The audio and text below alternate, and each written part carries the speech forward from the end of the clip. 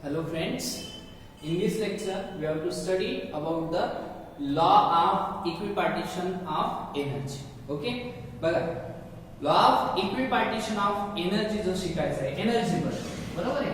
मग आपण ideal gas मध्ये बघितला असेल pressure exerted by gas molecules वरना आपण कायनेटिक एनर्जी डिटरमाइन केली. जनरल फॉर्म्युला आहे कायनेटिक एनर्जीचा mv². Okay 1/2 mv². मग आता एनर्जी या ठिकाणी आहे आपल्याला माहिती आहे की गॅस मॉलिक्युल्स जे आहेत व्हेलॉसिटी आहे म्हणून त्याला कायनेटिक एनर्जी आहे आणि moving in all possible direction म्हणजे याच कायनेटिक एनर्जीचे आपल्याला या ठिकाणी तीन कंपोनेंट्स करता येतात. बघा कशाच्या बेसिसवर त्याचा व्हेलॉसिटीच्या बेसिसवर along x axis plus along y axis plus along z axis. Okay जो x ऍक्सिस ला कंपोनेंट आहे तो vx, जो y ला आहे तो vy आणि जो z ऍक्सिस ला आहे तो vz. ओके मग आता जर आपण बघितलं तर 1/2 m vx² plus 1/2 m vy² plus 1/2 m vz². Okay ही झाली kinetic energy. This is the total kinetic energy which can be divided into three parts along x, along y and along z. ठीक आहे. Total kinetic energy किती coordinate वर depend आहे x, y आणि z. ठीक आहे. पण आपण याच्या अगोदरच्या लेक्चर मध्ये एक गोष्ट शिकलो बघा kinetic energy. Kinetic energy is equals to 3/2 kb into t. बघा कायनेटिक एनर्जी इथं तीन फॉर्म मध्ये आहे आणि इथं कायनेटिक एनर्जीचा फॉर्म्युला 3/2 kb into t मागच्या एक्सप्रेशन मध्ये आपण शिकलेलो आहोत. ठीक आहे. मग आता हा एक फॉर्म्युला आणि हा एक फॉर्म्युला जर दोन फॉर्म्युल्यामध्ये जर आपण विचार केला तर याला असं लिहिता येईल का आपल्याला? बघा हे 1/2 m vx² plus 1/2 m vy² plus 1/2 m vz² is equals to 3/2 kb into t. ठीक आहे. जर तुम्ही विचार केला की या ठिकाणी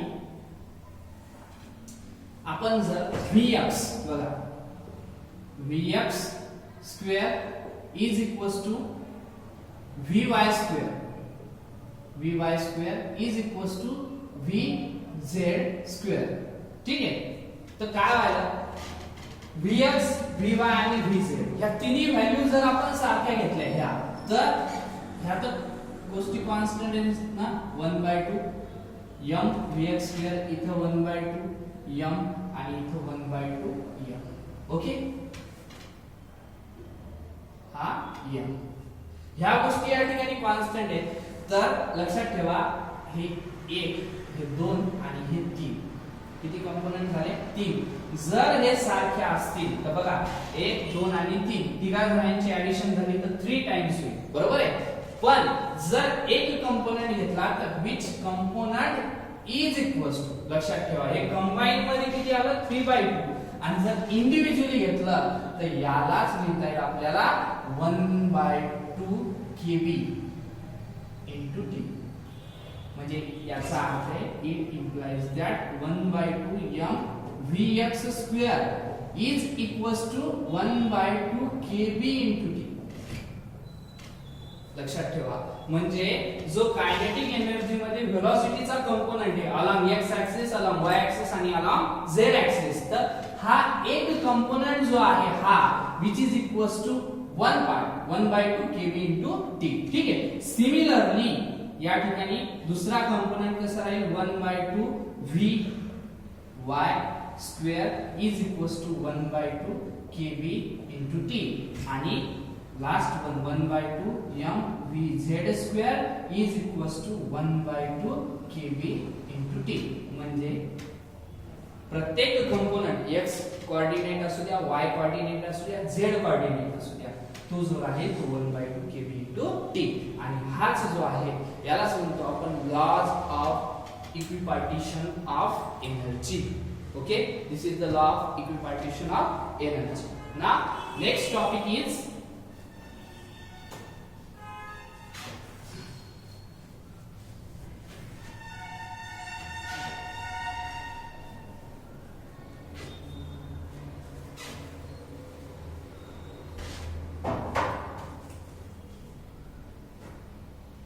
degree of freedom. Next topic काय आपला डिग्री ऑफ फ्रीडम. बघा आता डिग्री ऑफ फ्रीडम म्हणजे काय, total number of coordinate which require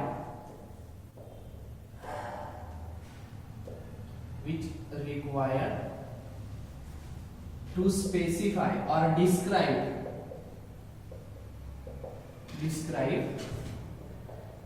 the position and configuration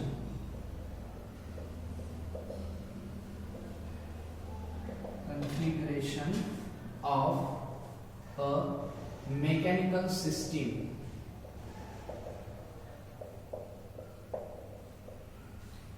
called as